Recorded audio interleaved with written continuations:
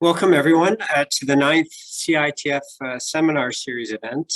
It's entitled The Eighth Wave, Challenges and Predictions for an Uncertain Future. My name is Tim Evans, the Executive Director of the COVID-19 Immunity Task Force, and I'll be your moderator today. Before we get started, I've been asked to share some instructions as we're providing simultaneous translation into French, and we'll have a bilingual question and answer period. Bienvenue à tous et à toutes au 9e événement de la série de séminaires du groupe de travail sur l'immunité face à la COVID. I'm Tim Evans. I'm director of the working group. I'll be your moderator today. Before beginning, I've been asked to share some instructions. We have simultaneous translation today, and there will be a bilingual Q&R. See an icon of a globe. Choose off if you are bilingual and want to hear the live feed. English-speaking attendees, you should select the English option so that you can hear the entire event in English. The presentations will be in English, but the question and answer period will be bilingual. When questions are asked in French, our panelists will answer in French if a French-speaking panelist can answer the question. Au bas de votre écran Zoom, vous verrez l'icône d'un globe terrestre. Choisissez off si vous êtes... At the bottom of your screen, you will see a globe icon. Choose off if you are bilingual and only want to follow in directly from the main feed. French-speaking participants, please choose French so you can follow the whole presentation in French. The presentations will be done in English, but the Q&R will be bilingual. When questions are asked in French, our panelists will answer in French, or in other words, in the same language of the question. Please choose your preferred language now. Your language preference now.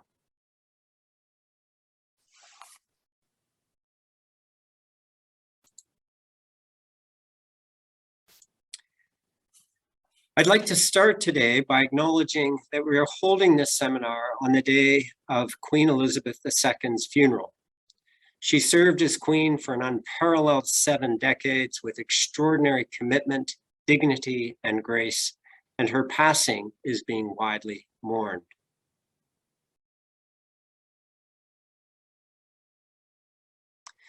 The reality is that our colonial past also includes a troubling legacy with respect to the Indigenous peoples of Canada. Our panelists today are living and working in various places across the area of Turtle Island, now known as Canada.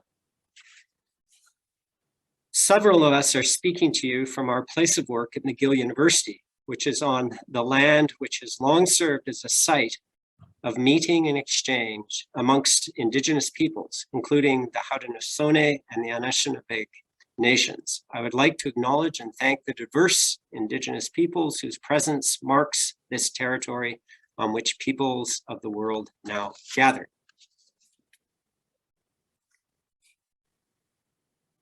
The COVID-19 Immunity Task Force was established by the Government of Canada in April 2020. Its mandate is to catalyze support, fund, and harmonize knowledge on SARS-CoV-2 immunity for federal, provincial, and territorial decision makers to inform their efforts to protect Canadians and to minimize the impact of the COVID-19 pandemic. The CITF has currently funded 19 studies across Canada, 119 studies across Canada. And as you can see, we have studies active in every province and territory. I'd like now to introduce our panelists for today, who will talk about the questions regarding the eighth wave. We have David Buckridge, who is a MD, PhD, professor in the School of Population and Global Health at McGill University, and also the scientific lead for the CITF Data Management and Analysis. We have Sally Otto, PhD, who's the Killam University Professor and Canada Research Chair at University of British Columbia, and co-lead of CoVaRR-Net's Computational Biology and Modeling, Pillar 6. We have Charu Kaushik, who is a PhD, who is the scientific director of the CIHR Institute of Infection and Immunity and professor at the Department of Pathology and Molecular Medicine, McMaster University, and also a CITF leadership group member. We have Shelley Bolleton, an MSc, PhD, and MSc, PH, who is the director for the Center for Vaccine Preventable Diseases and associate professor at the Dalla Lana School of Public Health and the Department of Laboratory Medicine and Pathobiology at the University of Toronto. She's also a scientist with Public Health Ontario and co-lead of the CITF Vaccine Surveillance Working Party. Finally, we have Mel Cradson, who is an OBC, MD, FRCPC, professor of pathology and laboratory medicine at University of British Columbia, former medical director of the British Columbia Centre for Disease Control, a public health laboratory, and also a leadership group member of the CITF. Welcome to you all, and thanks very much for joining us today. I'd like to start off with Dr. David Buckridge, who's going to give us a sense of how many Canadians have been infected with SARS-CoV-2 thus far. Over to you, David. Thank you very much, Dr. Evans. So I'll start with a disclaimer that I have no conflicts of interests to declare in relation to the work I'm about to present. And as Dr. Evans mentioned, I'm also at McGill University, so in the same location.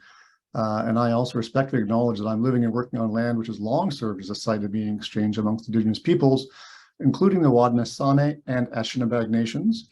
And I acknowledge and thank the diverse Indigenous peoples whose presence marks this territory on which peoples of the world now gather, and I'm presenting to you from.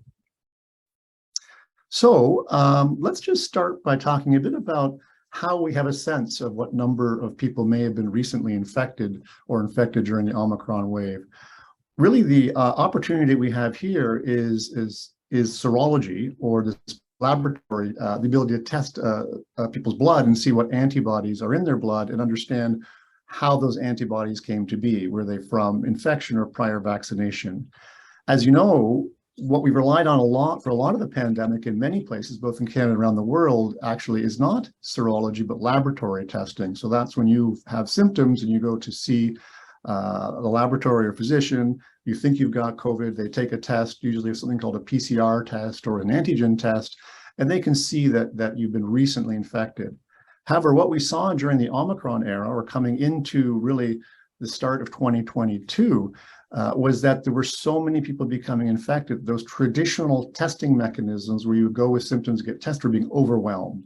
And so really this serology data that I mentioned at the start, where we have these studies that Dr. Evans mentions that we've been funded, and other sources as well, where we're collecting blood from people, being able to test those blood for antibodies, provide us with a really important window on who has been infected. Because those traditional laboratory testing data I was mentioning before, those systems really got overwhelmed. And so we weren't able to really rely on them to give us a count of who was getting infected. And as I mentioned, this serology data is quite useful for us because we can tease apart by looking at different types of antibodies in the person's blood, whether those antibodies came about due to a prior vaccination because they were vaccinated, or because those antibodies have arisen really because that person was exposed to a virus and became infected. And in fact, if we look at the nucleocapsid, which is one of the types that really tells us that they generate these antibodies from prior infection, not prior vaccination, we can look at changes in those antibody levels over relatively short times, and they correspond almost directly to the number of people infected in the population. And so this is the work that we've been doing here as part of the Secretariat for this COVID-19 Immunity Task Force, is to try to bring together all of the data from these different studies in a way that we can look at them in a common way, so they can be harmonized and analyzed. And in fact, if we move to the next slide, I can show you some of those data points. And so every dot you see on this slide is in fact the result of an individual study that measured those antibodies I mentioned in people's blood. And just to orient you overall to this slide, what we have going along the bottom of the slide is the date. And so we're starting on the far left, you can see in January 2021, going right up until the current time on the far right. On the left, going up and down on the left side of the slide, you can see what's called seroprevalence. And that's simply the proportion of people in the study, which one of those dots when we did the study, that had these antibodies I mentioned that show that they are generating antibodies from prior infection. And so what's really quite striking on this slide, I think you'll agree, is how low those numbers are off to the left. So if you're looking at pre-Delta era, what we're seeing is that something on the order around July 30th, so about a year ago from now, in fact, in July of 2021, we had about 5.1% of Canadians, 5.1%. So about 5% of Canadians had evidence of prior infection from these antibodies. Now, if you fast forward now to July 31st of this summer, 2022, that number rises to 59.1%, so almost 60% over that interval. And in fact, this corresponds, if you think about just the time from December 2021 up until now, this corresponds to approximately 18 million Canadians, 18.2 million Canadians that were likely infected or acquired these antibodies through infection. So that's approximately 86,000 a day. And that could be an underestimate because over time, of course, these antibodies will start to wane or disappear in people's bloods. And so it comes a little harder to find them. But regardless, what you can see is a very impressive rise over the course of the Omicron era. There are, of course, regional differences in how this happened. And if you look at the colors of the dots, you can see that the red dots are the estimates for overall in Canada. Orange dots are for Western provinces, the blue for Ontario and Quebec, and then the green for the Atlantic provinces. And you can see that consistently the Atlantic provinces have had lower numbers of people who have evidence of these antibodies for infection, Western provinces the higher. And that relationship has maintained between them, but they've all gone up remarkably impressively during the Omicron era. We can also look at this a bit more geographically just to really push that point forward. So if we look at the map on the next slide, you can see this really reinforces that pattern I mentioned before, where we see the highest rates in the center of Canada. And in fact, if you look at Alberta has, and this is in July again, Alberta has a seroprevalence due to infection of approximately 67.4%. So that's really in the center of Canada where we see the highest levels. And then the Atlantic provinces on the far right, of course, have the lowest. And there in the Atlantic provinces, we're seeing seroprevalence of about 50%. So that contrasts with that higher level of around 67 I mentioned in Alberta.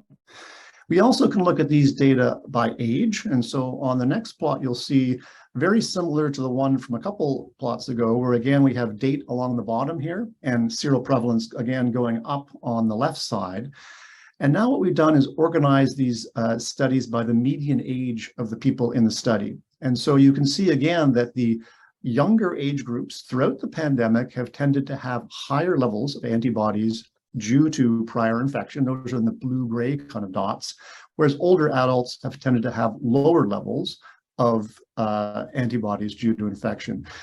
And so in fact, if we look on the far right, if we think about right now, the blood donors, for example, in July of this year, who were 17 to 24 years old of age, so the younger end of blood donors, not children, but younger end of blood donors, had a seroprevalence around 73%, so quite high. Whereas when we look at older than 60, that number drops to 40%. So again, a spread that we see with the younger folks tending to have higher levels of antibodies for infection, up as high as 70% in some of our data. Older adults lower, as I mentioned, 60 plus is closer to 40%. But the message is still the same here as we saw across different regions of Canada. All of those age groups, the level of antibodies and from prior infection went up quite drastically during the Omicron era. And with that, I will hand the moderation back to Dr. Evans. Thank you very much, David. And we're going to now move to Dr. Saliato.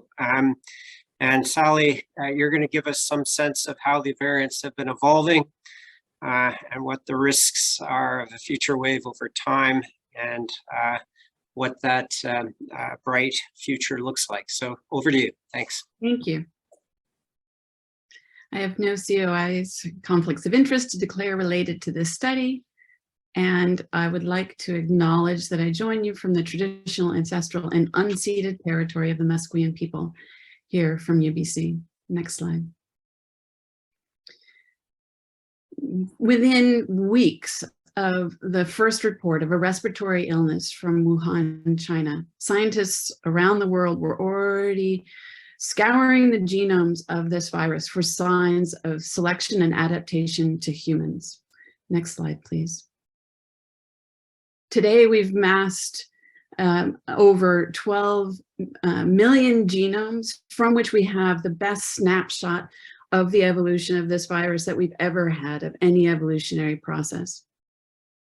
From this, we can determine at the center of this graph that all viruses that we see today, each dot is a sample from a different individual. This is just a subset of the 12 million. And you can see in the concentric circles over time how the virus is changing the family tree of this virus. So the common ancestor that we see of everything circulating today was in December of 2019, so it was not circulating for years prior to this point. And we can see how fast this virus changes. It changes about once every 2 weeks, somewhere in its 30,000 base pair genome. But the key point from this slide is if you look at it, it has this star-like shape, which shows that no lineage is really out competing all of the other lineages. There were no strong signs of selection in the first year, no major variants that differed from any of the others. But of course, in the second year of the pandemic, it changed entirely. In the second year, we see wave after wave of variants. You can see from this family tree, it's got an entirely different shape. You can't quite tell that the alpha wave was dominated, because at this point it has now been further dominated by the spread of the Delta wave and teal, and then the Omicron wave, which we've been dealing with in this calendar year.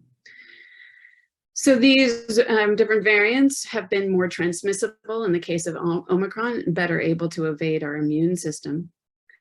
But sometimes they're more virulent, like Delta and Alpha and Beta were, and sometimes less virulent, like Omicron has been, among a person that is unvaccinated. One of the unusual and key features that this evolutionary tree teaches us is that most variants of concern have not emerged from the currently circulating strains. Alpha did not emerge from the common Wuhan strain at the moment. Delta did not emerge from Alpha. Omicron did not emerge from Delta. Rather, we're seeing these emergence events of new variants from lineages that were circulating earlier, often 1 or 2 years earlier. And that points to these individuals with persistent infections. We know individuals that can be infected for over a year. And within those persistently infected individuals, we see very similar changes as the virus tries to out-evolve the immune system response of that individual, if it has one, and changes in ways that are very similar to the variants of concern that we then see pop out and start spreading again within the general population. Next slide, please. So I am a member of CoVaRR-Net. This is a network of interdisciplinary researchers from across Canada, assisting in Canada's overall strategy to address the potential threat of emerging SARS-CoV-2 variants. And in particular, in the pillar that I belong to, we scour the data as the genomes from Canada are being made available to see what variants are spreading and if there's anything that's transmitting much faster than other variants. And we also keep track of the literature across the world to serve as an early warning system for Canadians about variants that are spreading. This image here is just an illustration of where we're at, and the major change in the summer has been from a BA2 dominated wave, that's the previous wave not shown here, to one that is dominated now by BA5. And within the BA5 lineages, I haven't given you every single one of these types of plots, but we're not really seeing any major new variants growing. BA5.2, BF5, and some other BA5 variants have a slight selective advantage. We're seeing BA4.6, slight growth, BA2.75, slight growth, but nothing is really out-competing any of the other strains by a major amount. We're not seeing a major new variant on the horizon at this point. Next slide, please. So the other thing that we can gain by figuring out these evolutionary changes is that we can better understand what's actually happening to the waves in our country. So these are just the last 3 waves, the Omicron waves, and it can look like everything is declining over time, like the BA1 wave is declining. But if you couple this with a picture of what's happening to the variants, you can see that that was actually not true. BA2 was growing while BA1 was declining. And eventually BA2 starts at few copies, few viruses, comes to dominate the waves and then spreads. And so that we see that with BA2 coming out from underneath the BA1 wave, and similarly with a BA5 rising as BA2 levels decline. One other point I'd like to highlight is that the BA5 wave, we're kind of seeing it extend a little bit longer than what we would have predicted for an epidemic model. And we don't think that that's because of new variants. We're not seeing any really majorly different variants. What we think might be happening is that this extended BA5 wave, this prolonged BA5 wave, is reflecting the waning of immunity, especially that immunity gained in January and February, early in this year, from the BA1 wave, as well as the vaccination drive at the beginning of the year. Next slide, please. And so this suggests we're turning now to a different modeling approach, and that is one using the data that CITF has generated. This picture here is a CITF graph that shows us by age group in different colors and by month, the different dots, what the concentration of antibodies within our body are that can bind to the receptor binding domain and neutralize the virus. So that's what's being measured here, is how effective, how much antibody is in our bloodstream that can protect us from getting infected in the first place from SARS-CoV-2. And so we're modeling this so that we can say not just what has happened over these past months, but into the future, what is the susceptibility of the Canadian population over the months to come. From this graph, we can estimate the waning rate. You can take a look and see that there's a decline in the end of last year due to waning of immunity. But then you see these jumps up, and those jumps up correspond to people that got either infected or vaccinated. Next slide, please. But we know all of that. So what we can do in our models is we describe the initial distribution, estimate the waning rate. Then for everybody that we know got infected, or everybody that we know was vaccinated in each month, we boost them, just like in this model shown here. And this allows us to propagate the distribution forward and estimate the risks of a future wave over time. And so I think that this is an approach that is a promising way to shift our models. So far in our models, we've been focusing on how many people got vaccinated and when did they get vaccinated. But so many people have gotten infected, and we don't know which individuals were infected. And so this is a promising way forward to predict where the pandemic is going. Next slide, please. And just as a snapshot, we can use this to estimate how susceptible is the population at any one of these points in time. And so this is an average susceptibility of the population relative to pre-Omicron. And so at the beginning, at the end of last year, we were very susceptible. BA1 could spread in that top region, but then BA1 started to decline. And so we know at a roughly 0.6 susceptibility, BA1 can't spread, but BA2 could still spread. And looking forward, those are the hollow dots, that's beyond where the data ends. We're actually not seeing that very strong protection. We don't have, our susceptibility is high enough that we actually do predict BA2 and BA1 could spread in the months to come, unless we get boosted and reduce the susceptibility even further. The lower X's are what would happen if we add in the additional protection that bivalent boosters have, or hybrid immunity provides, by better recognizing Omicron. Because so far, all I'm talking about is modeling the whole distribution of spike. And now with so many individuals infected with Omicron and with the bivalents newly released, immunity should be somewhat more targeted and stronger against all of these Omicron variants. So that's what we're doing. But you can see from this picture, we don't have a lot of built up susceptibility, where the susceptibility is already going back into the realm where we expect 5 to continue to spread. And so unless there's a major uptake in vaccination rates, the prediction, even without new variants, is waves this in the next 3 to 4 months. Great. Well, thank you very much, Dr. Otto. And we're now going to turn to Dr. Kaushik, who's going to tell us a little bit about why immunity is so difficult to define and pin down.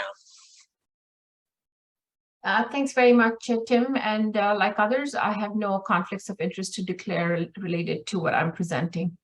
Next slide. And I would like to start by acknowledging that I'm speaking to you today from the traditional territory shared between the Haudenosaunee Confederacy and the Anishinaabe Nations, which was acknowledged in the Dish with One Spoon wampum belt.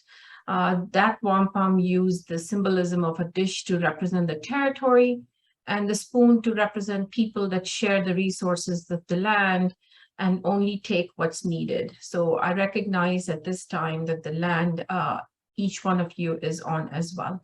Next slide.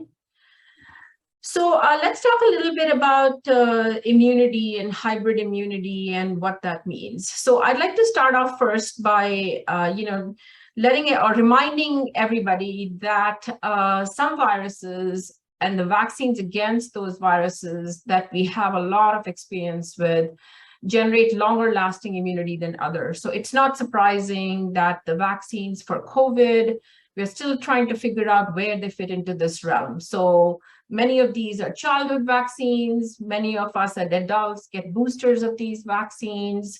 So viruses like tetanus and diphtheria, have long-term immunity. Smallpox is medium range. Some of them, like pertussis and mumps, have very short-term immunity. And at the bottom, you can see HPV, because the vaccine has only been here for a couple of decades. We don't know what it does as a long-term immunity, but so far it seems to last a long time. So where does then the COVID vaccination fit into this sort of range of immunity that we are seeing? Next slide.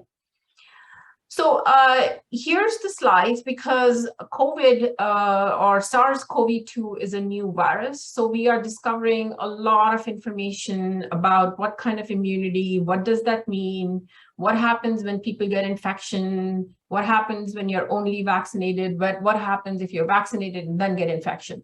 So that's what's shown on this graph, that there's a lot of variability, because there's a lot of variability in people getting infected and vaccinations.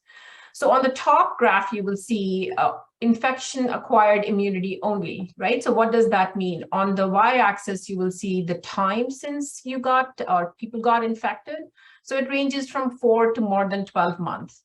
And then on the x-axis, you will see the number of confirmed infections. So what it really shows is that as time passes, how many people will get infected if you had your infection? So you can see from the top, 4 months or less, very few people, less than 10% or 10 people over 100,000 person days, would get infected. And as you go beyond 12 months, that number starts increasing. If you look at the vaccine-induced immunity with the same parameters, you can see that, again, 0 to 2 months, very good protection with 3 doses of vaccine. As you get more and more away from that 2 months or time of vaccination, the 2-dose cohort in particular, because that's where we have the most data, most people become susceptible to infection. Now, I'd like to distinguish between infection versus severe disease. So the data shown here are against infection. So 2 doses of the vaccine, most frequently used vaccine, the mRNA vaccines, over time, the immunity and protection decreases against infection, acquiring infection. The hybrid immunity, which is shown at the bottom, which David, if you recall, said in his first talk, is a mix between infection and vaccination. So that's why it's shown, people who have recovered from infection and have 1 dose of vaccine, over time, they remain very low susceptibility to infection. One dose recovered cohort, so the opposite, they had a vaccine, but then recovered from it. Again, very low infection rates. So the hybrid immunity seems to generate a very strong immune response. However, I do want to caution because, people shouldn't take away from this that it's okay to get infected, because remember that COVID is still a very dangerous infection. People who get inflammatory responses during any kind of first or after a vaccine infection can get very exacerbated inflammatory responses that can last for months. So I think all of us are aware of long COVID, but that's not the topic of this discussion. I just wanted to flag that people shouldn't take away from this that it's okay to get infected. Next slide. So this slide, and I won't get into the details of it because we could spend 20 minutes talking about the nuances in this slide. What I basically want to show is that there's a lot of complexity because in different countries, even here in Canada, the timing of vaccine, if you remember back to a year and a half, there was a lot of debate. Should we be doing 6-week intervals? Should we be doing 3 months intervals? So even within our country, the timing of vaccines and the doses of vaccines has been very varied. And previous infections, the different waves that Sally talked about, compounding with the timing of the vaccines, the emergence of new variants, and then of course the individual factors. Older people have weaker immune responses. What does that mean? If you have other kinds of comorbidities, you may have less immune responses. So all of these factors combined result in a very complex immunity landscape. So it's very hard to give very broad sort of like everybody's protected or everybody's not protected. Now is the time for you to get booster or now, which is why the public health guidance has really gone down to the individual level. And I think people know now how to be able to judge that. So on this chart here, you can see that the non-Omicron, which is on the left side, the ancestral and Delta, in general, those infections or vaccines against those that were given out initially have a pretty good protection against those non-Omicron variants. The Omicron variant emergence since the beginning of this year has changed that because Omicron had the most number of mutations. So the vaccines that have been developed do not cover as well as they did those more older strains. So in general, you will see on the right side under Omicron that the protection is not that great, neither by infection, prior infection, nor by vaccines. And even the combinations, if you got Omicron, you will have high protection against Omicron following or after infection, but not so much against BA2, and especially now with BA4 and 5. Again, they have evolved and they're very different. So getting a booster is really important because regardless of the circulating variant, in general, boosters are very good at protecting against severe infection. So this does make it difficult to predict what will happen in future waves, as Sally was saying, because it really depends on what will be the uptake. But also I'll flag that, these vaccines were our first kick at this can. And we developed vaccines, they worked well, but now's the time for us to start refining who gets what vaccine at what intervals and what kind of measures we have to take going forward. Next slide. So I just have a couple of last slides basically to go a little bit more deep dive into immunology for those of you who may be interested. So the immunity that is mounted against the COVID variants is a whole range of immunity. So you'll see here that the immune memory responses are of the neutralizing antibody types. There's specific memory B cells. There's T cells, different kind of T cells and T cell cytokines. And these all play a really important role, again, in the overall protection.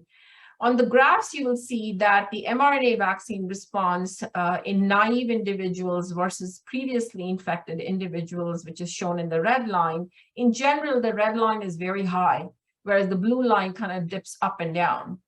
And the ups and downs are, on the right side, you can see is when you get a booster, the blue line shoots up. So in general, what I said before, that infection followed by vaccinations seems to have a much higher consistent immune response that you will see. Next slide. So why is it important to define immunity? So currently, we know now from the last 2.5 years that in general, neutralizing antibodies correlate well with protection against acquiring infection. But in general, T cell immunity plays a really important role in protecting against severe infection. But everything else in between, we don't know the nuances of that. So for example, innate immunity, should that be considered? There are lots of new work that's coming out showing that this may play an important role in who is initially susceptible. The antibody-mediated immunity is not one size fits all. There's neutralizing antibodies that, like I said, prevent infection. The non-neutralizing antibodies have other kinds of protective functions. And then really important part is that the protection that's conferred in the blood versus mucosal areas where the infection first enters. So there's a renewed focus on developing vaccines where if we could generate great antibodies that protect at the site of infection, then we could actually stop spread of infection, which is why it's very hard to control COVID because there's continuous spread that continues to happen. And then the other part is that the T cells in the lungs offer excellent protection against severe disease, which is what we are seeing with vaccines, whether people have had 2, and especially if you've had 3, you have excellent protection against severe infections. And then vaccines and boosters can confer robust protection from severe illness and death. And waning immunity continues to be a problem, especially the antibody-based immunity that continues to go down. Is a serious limitation, which is why we are at this point now at 4 vaccination or 2 booster, and we are looking at people getting 5th boosters. So next slide, which is my final slide. So what's been so surprising? I was asked to consider that. The surprise, I think the biggest and pleasant surprise was that we took the first kick at the can and we got really good vaccines, which exceeded, I would say, everybody's expectations. And that's what you can see, that overall in the left chart, that the vaccine efficacy of the 3 most common vaccines is very high, it's excellent. But over time, that is decreasing and has decreased regardless of how many boosters we've given. So that continues to be a concern. And the emergence of variants is the other surprise that, in the first year, even the best of virologists were saying, this is a slow mutating virus. We don't know that we need to be worried about it. And that all got wiped out in the second year because clearly there's a lot of virus evolution happening. And then on this chart, you can see that every time we give a booster, there's an overall enhancement of protection against different subvariants. But depending on the variant, you lose the efficacy. So Omicron variant is by far the one that we have least protection against based on the vaccines that are currently circulating. The current bivalent vaccine hopefully protects that, but we'll see. That remains to be seen whether that is the case. And I think that was my last slide. Thanks very much, Charu.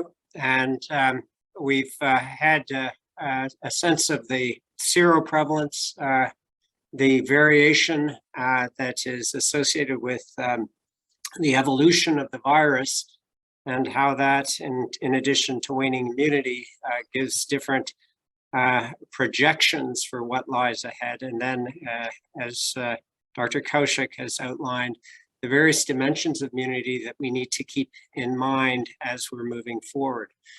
Before we move on, I'm just going to take us back to the bigger picture from a Canadian-wide perspective. Dr. Buckridge gave us a sense of the high levels of seroprevalence across different age groups as of late July of this year, which has been a massive increase, as many as 18 or 19 million Canadians infected over since December 15th.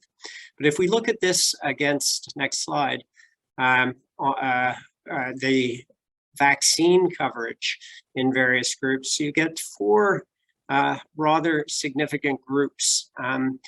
And the first in the teal color is by age group, the number of people who have both immunity acquired through infection and vaccination.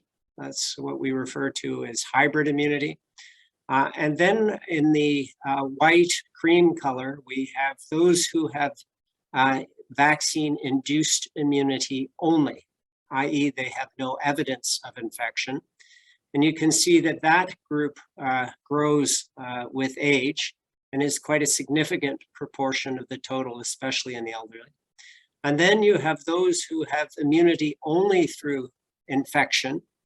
And that group is very largely concentrated in children under the age of 12, largely because those are the age groups in which vaccination rollout has been slowest or most recent. And then finally, there is a small group that have no immunity, either due to infection or not having been vaccinated. And that's largely, again, concentrated in young children. So if we look at the numbers, next slide, for these four groups, you have about half of Canada's population, just under half, that have a combination of infection-acquired and vaccine-acquired immunity or hybrid immunity. There are about 14 million Canadians that have immunity that has been vaccine-induced only. And so this is really a very important number to keep focus on. Although the numbers of infections have gone up very rapidly, there's still a very sizable minority, about 38 or 39% of Canadians, who remain without infection as of mid-July.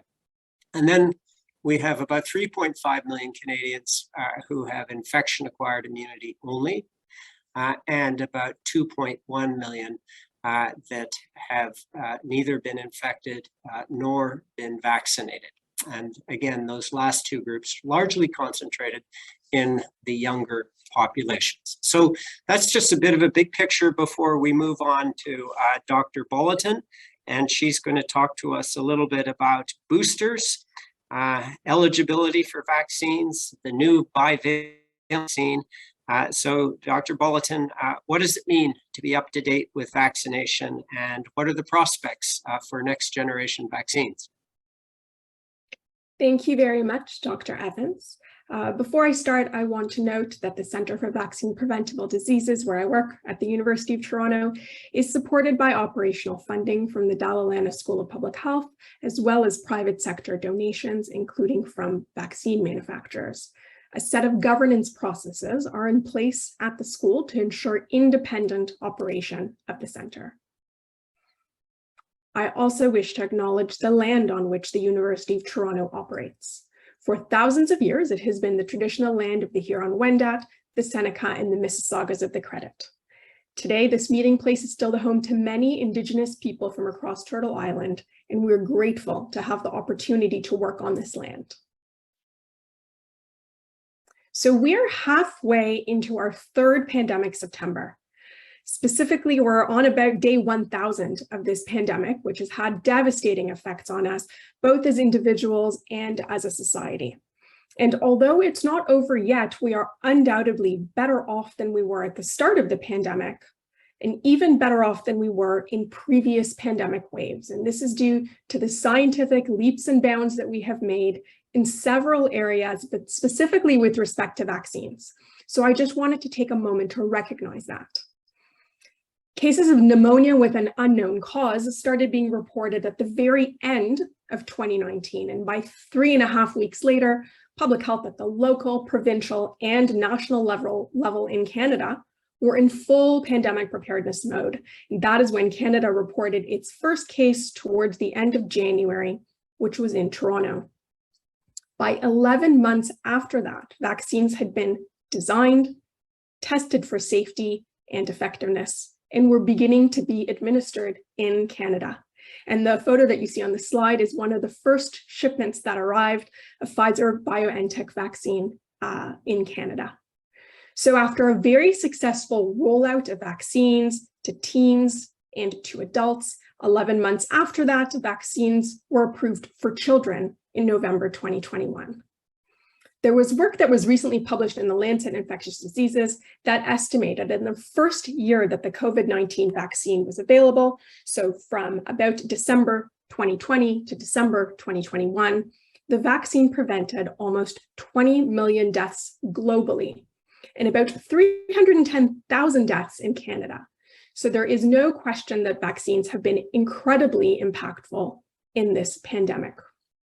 Just a few weeks ago, an updated mRNA vaccine was approved that targets both the original SARS-CoV-2 strain and the Omicron variant. And we can now use this new vaccine formulation as a booster for adults. Next slide, please. Thank you. So if you recall, originally, most of the COVID-19 vaccine regimens were a 2-dose series. And after 2 doses, we considered individuals fully vaccinated. However, over time, as the virus evolved, we added booster doses. So now we like to use the term up to date when we talk about COVID-19 vaccine doses. Being up to date means that an individual has received all recommended COVID-19 vaccine doses.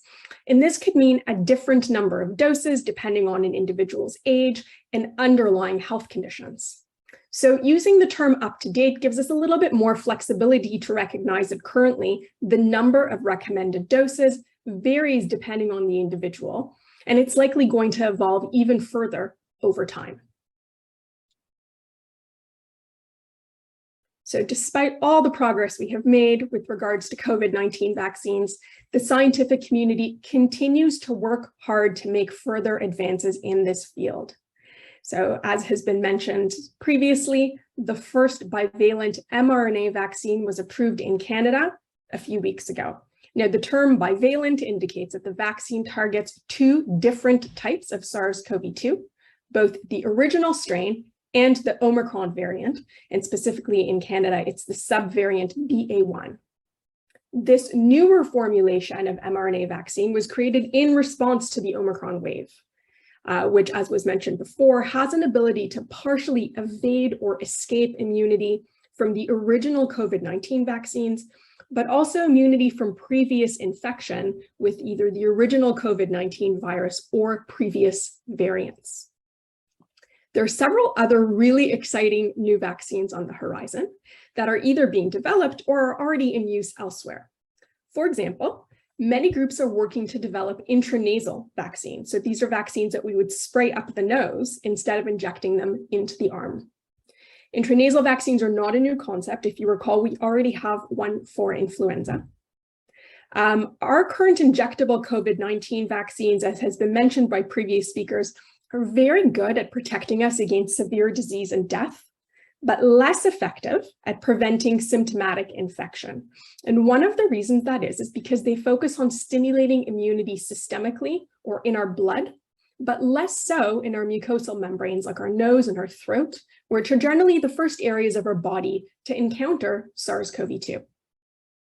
Our mucosal membranes have incredible array of their own kind of immune cells and antibodies that can work not just to prevent severe disease, but even just to prevent infection. So if we administer vaccines intranasally after we have our injected primary series, we can really tap into that robust immune environment in the mucosa. And if we're blocking infection, we're also blocking transmission. Early studies with COVID-19 intranasal vaccines have shown that they can be quite effective at stimulating an immune response, both in the blood and in the upper respiratory mucosa. And in fact, recently, 2 intranasal vaccines have been approved in other countries, one in China and one in India. But in a way, rather than targeting COVID-19 variants as they emerge, the ultimate future vaccine would be one that is effective against a variety of coronaviruses right off the bat. So this could be a pan-sarbecovirus vaccine, which would target not just any SARS-CoV-2 virus, but also SARS-CoV-1. Or it could be a vaccine that's targeted against all beta coronaviruses, and that's the genus that includes SARS-CoV-1, SARS-CoV-2, Middle Eastern respiratory syndrome virus, some of the seasonal human coronaviruses, and some animal coronaviruses. So having a pan-coronavirus vaccine would mean that we wouldn't have to manufacture new formulations every time a variant emerged. And we would be protected from any new coronavirus that emerges zoonotically in the future. So there are various pan-COVID vaccine candidates in development, and they use an array of new and existing technologies. Now, developing a pan-coronavirus vaccine is ambitious, and the efforts are not quite as far along as they are with the intranasal vaccines. But if this problem could be solved, I think it would definitely be worth the effort. Thank you. Thanks very much, Dr. Bolton. We're now going to move to our final presenter, Dr. Cradson. And Dr. Cradson, it's clear that the SARS-CoV-2, the COVID-19 disease, does not occur in a vacuum. There are all sorts of other respiratory viruses that are around. And so in that context, can you give us a sense of what we might be expecting with respect to the flu season or other viruses that are circulating, and what these might pose in terms of challenges for us? Thank you, Dr. Evans. My disclosures are that I've received grants and contracts paid to my institution from Roche, Hologic, and Siemens, but these are unrelated and therefore mitigation is not required. Next slide, please. The BC Centre for Disease Control is part of the land that is of the Coast Salish people, and I faithfully acknowledge for being resident in that land. Next slide.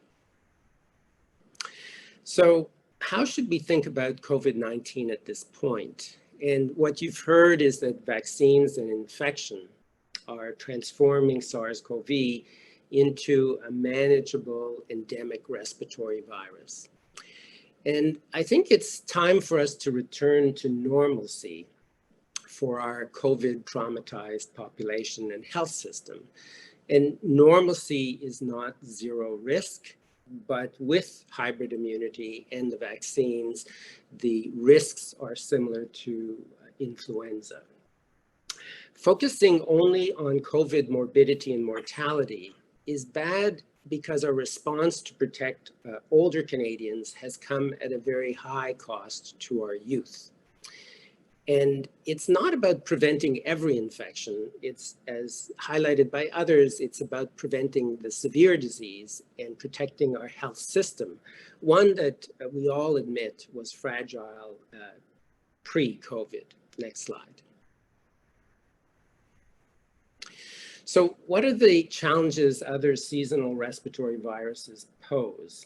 As a result of COVID control measures, the normal seasonal activity of influenza, respiratory syncytial virus, and other respiratory viruses have all been perturbed.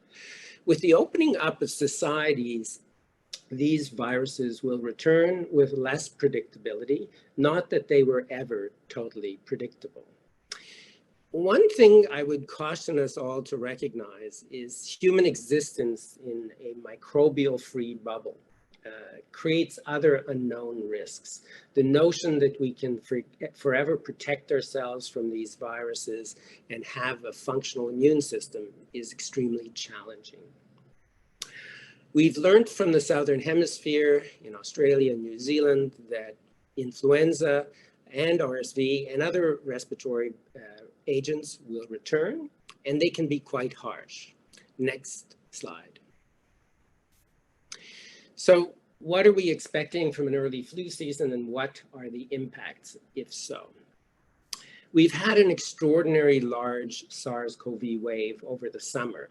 And as been highlighted, this wave has created massive levels of hybrid immunity in the general population, less so in the elderly who are being targeted for additional immunization, including with bivalent vaccines. This suggests that the Canadian fall will likely be quiet from a COVID perspective.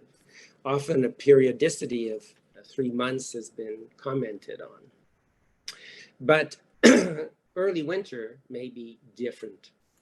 And I think the immediate challenge for us all is to plan for and mitigate a severe influenza season with vaccination. And sometimes when you have low levels of influenza circulating, it's hard to match the vaccine to the circulating strains. Next slide. What action should we take? Well, we continue to use caution, distance, masking, avoiding confined spaces, using hand sanitizers. This works for all of the respiratory viruses. The notion that we should use these tools with the broader health measures like lockdowns, closures, and curfews, they clearly also work for influenza and RSV, but there's a price to be paid for those severe measures, and we're not likely to reintroduce those. Even if the intensity is not particularly severe, or the seasonal timing is different, the impact needs to be considered in the context of a very fragile health system. We need contextualized public health surveillance and planning beyond COVID to identify sensible interventions to protect the various at-risk populations. And we need to come up with rational plans for the coexistence of SARS-CoV-2 variants and other respiratory agents, including ongoing surveillance and other preventative measures. Next slide. And with that, I'll turn it over to Tim Evans for more questions. Great. Well, thank you very much, Dr. Cradson, for that bigger picture, which is so critical to keep in focus in the context of the evolution of the pandemic, but also the recognition that there are many challenges that we need to keep an eye on. So we're going to move now to the question and answer period. And I'm going to begin by asking either Chiru or Sally to give us some sense of issues related to whether COVID is endemic in Canada now. I can start off and then Sally can, give her perspective from so one thing is for sure, COVID is not going anywhere. So it has established itself in the human population. So the early thought that, if we had been able to prevent infection from spreading, we might have eliminated the virus. And this has happened a few other times where we've been able to control, SARS-CoV-1 was as an example of that, where we eliminated it and there's no reservoir established. So that boat has sailed. It is here to stay. I think it's endemic pretty much in every country at this point. I don't know if I would define it as a very specific endemicity because the virus is still evolving. So what kind of endemicity it will establish remains to be seen because it's still a new establishing virus. But in terms of endemic, as in will we eliminate this virus or is it here to stay? The answer is it's here to stay. Sally, I'll turn it over to you. I fully agree with that, Chiru. And I think when we're talking about endemic like the flu, we would be there if the reason we have new COVID waves is because immunity has waned and we're starting more indoor activities. And we see that with flu. That's why we have flu seasons and it's going up and down and up and down. But I'm not sure that we're done with the major new variants. That's the evolutionary $1 million question that Chiru posed. And, before we saw Delta on the horizon, before we saw Omicron on the horizon, we were like, oh, maybe this is it. Maybe this is it. And so, maybe Omicron is it. But we've had too many experiences in the past where we thought we were pretty much at the peak of the viral evolution, and we were going to continue to see evolutionary changes in response to the immune system, but not kind of wholesale rewiring. But we saw wholesale rewiring with Omicron, and I cannot say that won't happen again. Great. Thank you very much, Chiru and Sally, on that on those answers. We're going to move to a second question, and that has come up, and I'm going to ask Mel to respond to this. It's the question of what can be expected for physicians in the healthcare system in the 8th wave. I think, thank you. I think that's an extraordinarily difficult question. What's clear is you have a very fragile healthcare system. And the question is not whether it's just a wave of COVID, but do you have a wave of a combination of COVID plus influenza or RSV, which largely affects younger kids in general? And if you have the combination of those two, how do you best manage that? Not only in terms of the fact that people get sick, but your employees and your workers and your health workforce also get ill, and they are already challenged in delivering the services that they need to give. And so I think that's the greatest challenge for us in trying to plan for what is the best response under those circumstances. What is clear is that many of the kids who get infected in school often aren't infected in school, they're infected in their communities. And so keeping schools open as long as possible is very crucial for ensuring that kids can be able to attend school and get educated, but also that their parents are able to work. So there's a lot of challenges we face in our healthcare system that go far beyond just COVID, and they're not simple to address in a fragile healthcare system. Great. Thank you very much, Mel. I'm going to go to another question now.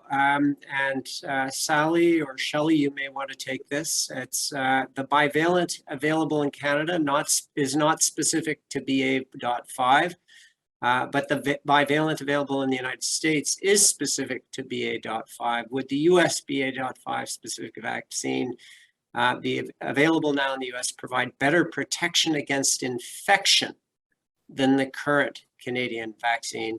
Why don't we have access to the BA.5 bivalent in Canada? Shelley, do you want to take a crack at this? And I'll take a first crack at it. So thank you. That is a very, very good question. Canada approved the BA.1 vaccine boosters based on clinical trial data that showed that using the bivalent vaccine, there was a good neutralizing antibody response to both BA.1 and BA.4/5. So understanding that the US has gone with the BA.4/5, I have not yet seen data that would demonstrate that BA.4/5 bivalent will provide superior protection against any Omicron variant. It's early days, but I have not seen it so far. And so far, there's only mouse data on the BA.5. BA.4 and BA.5 are identical in the spike region we're talking about, so that's why they get lumped together. Let's just call it the BA.5 vaccine that is available in the United States. They do not yet know that it induces in humans the broad level of antibody responses that we're seeing for the BA.1 clinical trials that Shelley mentioned. And we know from previous bivalents to previous variants that Moderna released that they don't always elicit a very broad response in humans. So I think having that human data and knowing not only does the one available in Canada elicit antibodies that recognize BA.1, but it does so for BA.5 almost equally well. So it seems to be providing fairly broad protection across Omicron. And I think we'll be getting data from humans, I'm sure, really soon about the other one to see whether it's as good. But this one at least has been tried in humans and shows that broad response. And I do think it is worth having broad Omicron immunity. As somebody in the chat asked about BA.2.7, 5.2, we don't really know where the next really substantially different variants are going to come from. great. And maybe I could just add as the chair that this is one of the reasons why it's so critical to continue to assess and monitor the effectiveness of these vaccines as they're being rolled out. And in particular, recognizing that the data that has led to their approval has not given us information with respect to their impact on infection. So these are some of the questions that are outstanding, which the COVID Immunity Task Force is keen to provide some supports the generation of evidence around. Shelley, I'm not going to let you off the hook just yet. There's a question about how effective do you assess Novavax to be? For someone who has already been vaccinated with mRNA vaccines, is it better to get a Novavax booster or to start again with a new Novavax primary series? So another good question. Thank you, Dr. Evans. So for those of you who are less familiar with the Novavax vaccine, it is a protein-based vaccine and it's administered in 2 doses. And the original clinical trial data demonstrated a vaccine efficacy of about 90% after the 2nd dose. The National Advisory Committee of Immunization, which makes our federal level vaccine recommendations, preferentially recommends mRNA vaccines, with Novavax recommended for individuals who are either not able or not willing to take the mRNA vaccines. And so if you've had a primary mRNA series, then you should continue with the mRNA, as that is the recommendation from NACI. Great. Thank you very much for that answer. And I'll give you a rest now. I'm going to switch to Mel and Charu. There's a question or asking for comment on the original SIN hypothesis in immunology. It seems to me that this hypothesis contradicts the notion of hybrid immunity. Anything you'd like to say on that comment? Okay, but I can, Mel and I have had long discussions on this, so I'll take the first crack at it. So the first thing I'd like to say that the original SIN hypothesis or the immune imprinting, which is pretty much synonymously used, is not a simple concept. It's a subject of continuing research, even among immunologists. Second thing I'd like to say that this concept applies to mostly antibody-mediated immunity, and it has been studied mostly in the context of influenza vaccines. So most of what we understand about this concept really comes from studying the changes in protection against different kinds of influenza strains. So having said that, for those that are not familiar with the original SIN hypothesis or immune imprinting, the basic description is that whatever the antigens or antibody-inducing compounds that the immune system sees first, it has the most memory for that.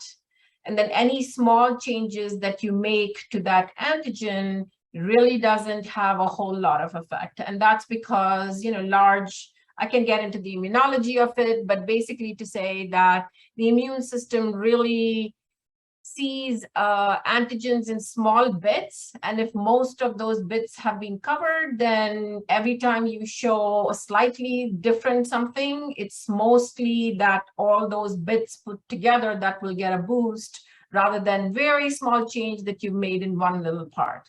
So that's the concept and that's why, you know, we would like to see a big boost from the bivalent or the pan-sarbecovirus, but there's no guarantee that that will actually happen. There's a modest increase in overall antibody levels, but you could potentially get that with just the old vaccine that's here.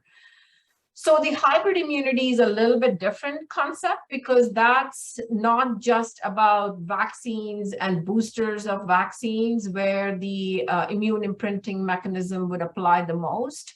Hybrid immunity is whether you saw a whole virus or you seeing a small part of the virus, which is the spike part of that's in the vaccine. So those are very different things because the virus contains everything.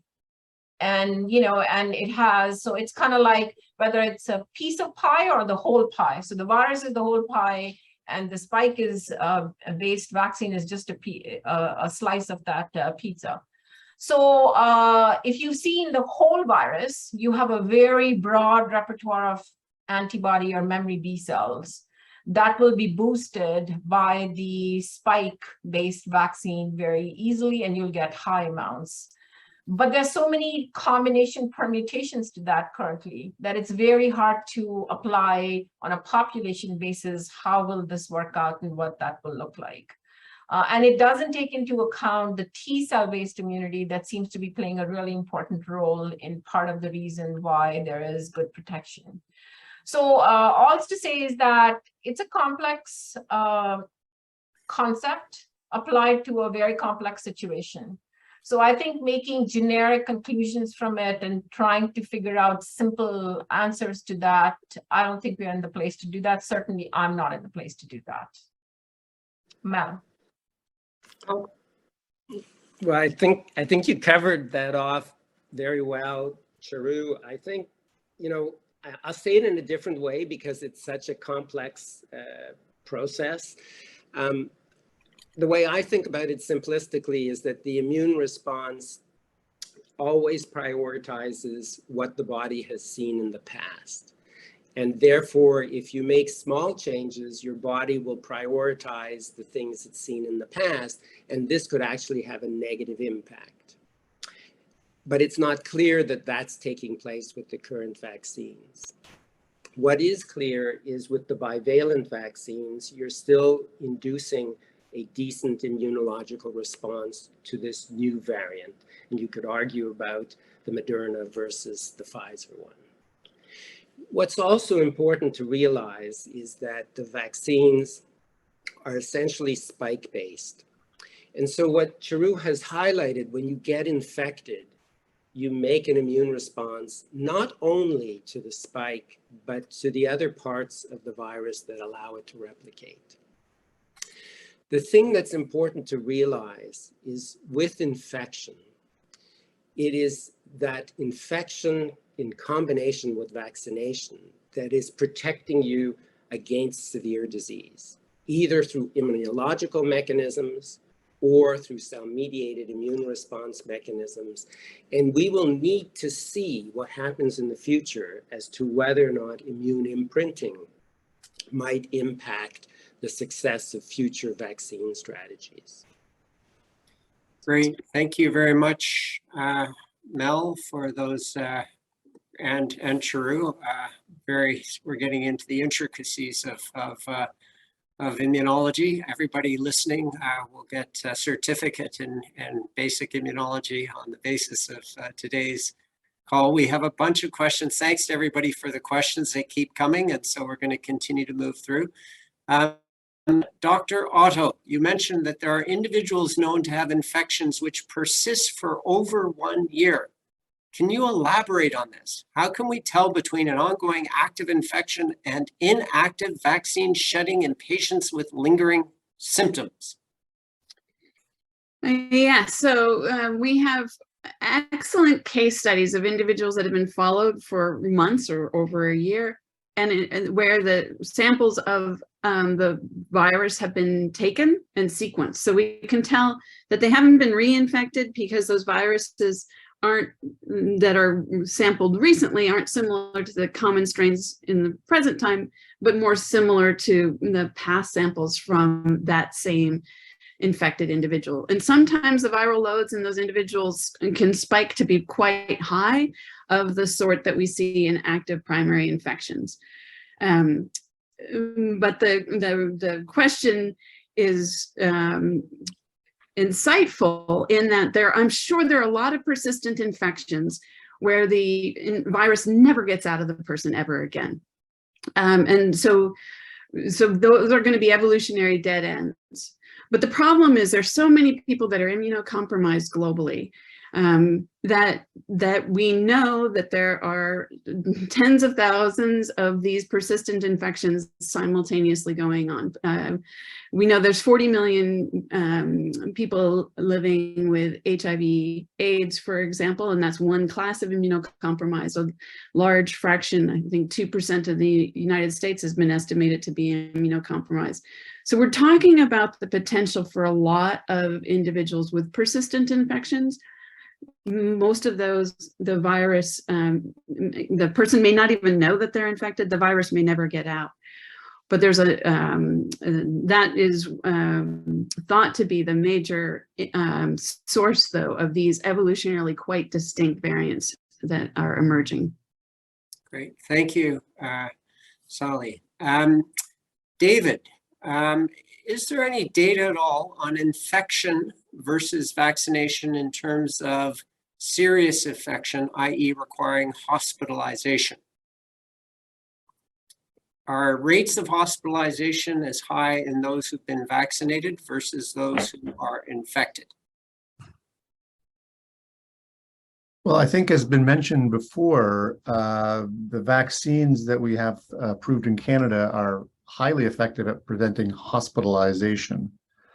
However, the challenge that we've seen most recently is, which I think was very well illustrated by Charu and others, is that vaccination earlier in the pandemic with the vaccines approved in Canada, while it continues to be very successful at preventing hospitalization and severe outcomes even now, it's less successful, I would say, at preventing infection during the Omicron era.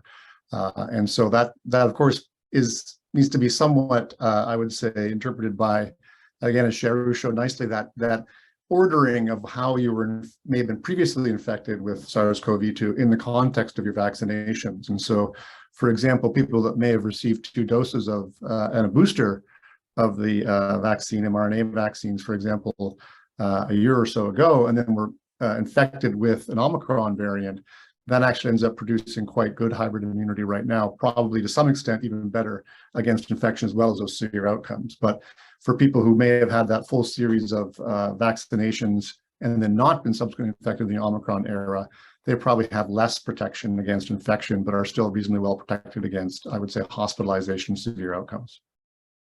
Great. Thank you, David.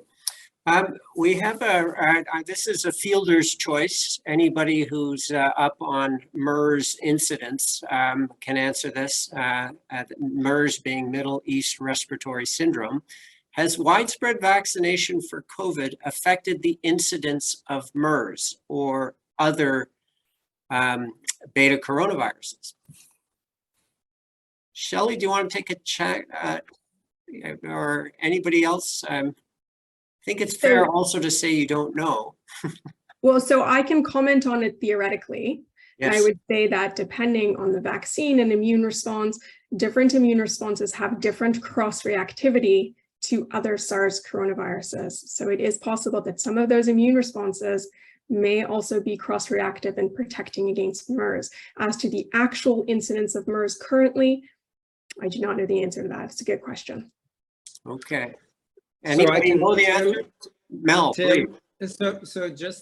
So from my perspective, there are 2 things going on. So one is that MERS is largely a zoonotic infection, largely affecting camels and sometimes infecting humans and sometimes being transmissible between humans. So one of the things what went on because of the pandemic and the public health measures that occurred everywhere, you changed a lot of the dynamics of what was going on in terms of interactions between people and therefore the risk of spread. So it's really hard to understand whether vaccines could have had an effect or whether the change in the measures could have had an effect. And also the surveillance for MERS is largely limited to the Arabian Peninsula, essentially. So it's really hard to answer that question. Great, thanks. I think that is a hard question, but one thing I'd like to say is, just as perhaps one of the older people on the call, MERS had a very dramatic impact when it was brought into Korea by a traveler, South Korea. And there was a very significant spread, and it led to all sorts of complications and consequences. But the silver lining was that South Korea really improved their pandemic preparedness. And when SARS-CoV-2 came, they were very, very quick to get countrywide testing and early containment of the epidemic. So that is a link to MERS, not quite the answer to the question. We're going to move on here. Shelley, are there any feared health consequences of a pan-coronavirus vaccine? I'm wondering why that wouldn't be the go-to approach. Don't we have it yet because it's more difficult to produce, more expensive, or because there are more possible side effects? So it's my understanding that a pan-coronavirus vaccine, while it is the holy grail, it is not so easy to do. And so really, it's just something that individuals and groups have been spending a lot of funds and efforts on, but we're not quite there yet. But hopefully we will be at some point. Great, thanks. Okay, David, in the absence of concrete public health guidelines, can the well-informed expert speakers, I guess you're one of them, share whether they personally wear masks when attending scientific meetings and whether they would dine indoors this fall with colleagues? Well, I would point out that, you know, there may be rules in place that you have to follow, of course, depending on the jurisdiction you're in. And then after that, it becomes a matter, to some extent, of personal risk assessment based upon your situation. And I think your situation, you know, depends upon your susceptibility and the consequences for you and perhaps your close ones if, you know, you become infected. All of that, of course, wrapped up in the somewhat challenging understanding of your sequence of vaccination and infection and how, you know, how susceptible you think you really are. I happen to be one of the fortunate ones, I think, who has a sequence of infections that makes me feel like I'm fairly well protected. Nonetheless, I still do myself wear a mask on public transit. And, you know, if I was in a tight area with a lot of people who traveled for a long time, you know, I might also consider wearing a mask. But it really is a personal decision, I think, that you need to weigh in those different factors in terms of your prior vaccination and infection. And like I said, the consequences of an infection in you and those that are close to you. So, you know, I'm not trying to skip the question so much as say, I think it's really challenging to give a single answer for everybody. But that's my response. And I think that Cheru would like to add a few words to that as well. Yes, and Cheru, we're going to give you the next question. So this is a great segue. Why don't you give us your thoughts on that, and we will then give you the next question as well. Yeah, I think David covered that pretty well, that at this point, that's why we've moved from very broad spectrum public measures to individual choices, because I think people are very well informed. The immunity and protection ranges for everyone. I showed some of the things and others did too, and what could be affecting the outcome. You know, so it really becomes an individual choice. I'm one of the people who has not had COVID so far, but I've had 3-4 injections yet. So when I'm in public, I'm still careful because if possible, I don't want to get COVID. So I will still wear, if I'm picking something in and out from a store, I won't wear a mask. But if I'm there for a significant amount of time, I'll wear a mask. Same thing at airports, you know. If you go to Europe, nobody's wearing masks. So I still wear masks when I'm sitting in flights, even if I'm traveling in Europe. So I think it really is a personal judgment on your risk tolerance and where you think, you know, you're currently, and that even applies to within the same family. My 16-year-old has had 3 vaccines and he's had COVID. He had Omicron playing hockey early in the year. So he's not wearing masks and I'm not imposing that on him. So it really depends on your choice. Thanks, Cheru and David. Cheru, I'm going to take you on to another question, which is how long do we anticipate non-specific innate immunity to last? Okay, how long do we anticipate non-specific innate immunity to last? So Immunology 101, innate immunity lasts about 72 hours. And I'm trying to figure out the non-specific part of it because there's a whole new field that talks about innate immunity also has a memory. So I won't get into the complexity of that because there's new evidence that NK cells might have memory and they're part of the innate immune system.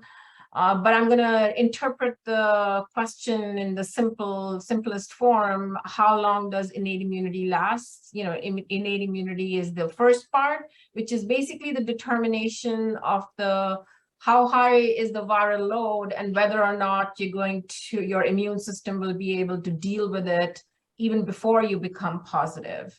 Right, so it's that initial part, and pretty much everyone, if you're overwhelmed with the amount of virus, the innate immunity will not be able to control it. On the other hand, if you have been vaccinated and you have a good immunity and perhaps some memory, innate immunity, or just you're immune competent, then your NK cells and other innate immune innate immune cells should be able to resist an infection. And that's why the initial incubation period is about 4 or 5 days. For some people, that never changes and you don't get infected. And for others, you do eventually come down with infection.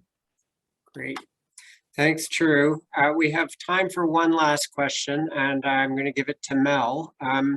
From what we've learned with COVID management, do you think we're doing enough for other respiratory viruses, influenza especially in the past, to lower mortality? That's ending off with a very difficult question. For other respiratory viruses, if you look at influenza, there are certain strains of subtypes of influenza that traditionally have a higher risk of mortality in the elderly, the H3 subtype. And the H1 subtypes tend to affect younger kids more. I think the lessons we've learned here from COVID is you can use these health measures, like the health measures that were introduced to protect us against COVID clearly eliminated influenza for basically a year. And these health measures work. But the challenge for us as a society is to come up with trying to balance out the risks of challenging social interactions, the inability to educate students, the challenges of supporting individuals in long-term care, of not having visitors or having visitors. So you always want to balance out the measures that you use against the benefits to society as a whole. And clearly, the lessons we learned from COVID is, yes, you can be quite draconian and impact transmission, but when you're draconian, you affect all components, many components of society. And so we have to come up with better strategies about when to use these components. And David Buckridge highlighted that if you use a mask when you're in certain circumstances, then you can protect yourself if the circumstances are such that it's important to you to have that protection. And similarly, I think we need to be very strategic about recognizing that respiratory viruses are endemic. There are a multitude of them, and they're not easy to protect against. And part of the natural cycle of life is to be exposed to these, develop an immune response to them, and when they're particularly severe, have vaccines mitigate the severity of the disease. So essentially, I think Mel, that is, yeah. Sorry. That is essentially your phone is going to ring. Sorry about that. Okay. So I think you had made your point very clearly and elegantly as usual, and we are a little bit over time. And so with that, I just want to acknowledge a fantastic exchange of knowledge. We have to move on, as everybody does, but I want to thank our presenters today, Dr. David Buckridge, Dr. Sally Otto, Dr. True Kaushik, Dr. Shelley Bolleton, and Dr. Mel Cradson. Thank you for all your research, your expertise, and your time and willingness to share today. Much appreciated. I'd also like to shout out thanks to all of our attendees, the terrific questions, and for sticking with us. I think we topped out at close to 550, which is testimony to the active interest in this. So We hope you learned something and we'll do our best to follow up. We will be preparing a summary, which you can see on this slide, of the seminar, and we'll make it available on our website. We'll also post a recording of the seminar in the coming days. And the presentation that you saw today is already on the website as a PDF in case you'd like to see it. If you receive our weekly newsletter, you will get informed as to when everything is up on the page. If you don't receive our newsletter yet and would like to, please go to our website's homepage and sign up at the bottom. Our next seminar will be in October, so please stay tuned for more information. Again, you'll find details in our newsletter and our website and on our social media pages. Here are the ways to get in touch with us or to stay abreast of our news. I encourage you to follow us on social media as well. Thanks all for today. Thanks again for joining us. Take care. Goodbye. Au revoir. I'll see.